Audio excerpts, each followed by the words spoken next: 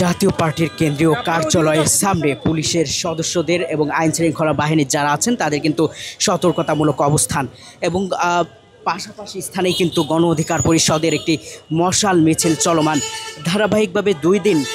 জাতীয় পার্টির অফিসে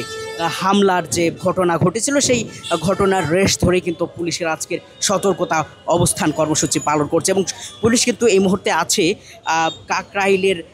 যাতে যে প্রথম সড়কটি আছে জাতীয় পার্টির কেন্দ্রীয় কার্যালয়ের সামনে, সেই সড়কে কিন্তু পুলিশ ইতিমধ্যে ব্যারিকেড দিয়ে সতর্কতামূলক অবস্থান কর্মসূচি পালন করছে এবং কোনো ধরনের যেন আইন শৃঙ্খলার অবনতি না হয় সেটাকে সামনে রেখেই কিন্তু পুলিশের সদস্য যারা আছেন তারা সতর্কতামূলক অবস্থান কর্মসূচি পালন করছে এবং পুলিশ তারা কিন্তু ইতিমধ্যে বুলেট প্রুফ জ্যাকেট, হেলমেট সহ বিভিন্নভাবে তারা প্রস্তুতি নিয়েই কিন্তু ইতিমধ্যে এখানে অর্থাৎ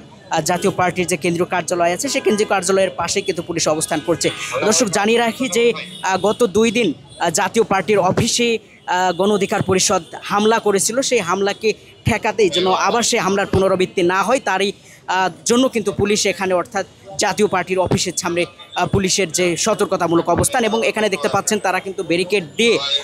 ধারাবাহিকভাবে 3টা ব্যারিকেড দিয়ে পুলিশ এখানে অবস্থান করছেন, অর্থাৎ